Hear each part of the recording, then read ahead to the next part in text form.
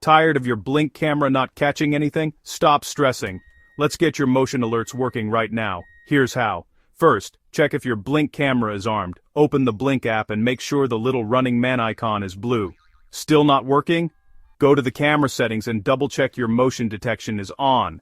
Try increasing the sensitivity slider so your camera notices more movement. Next, keep your camera clean and the lens free of dirt. Sometimes a quick wipe is all you need.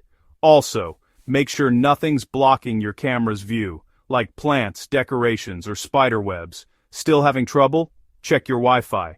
A weak signal can mess with alerts. Move your camera or router closer together if you need to.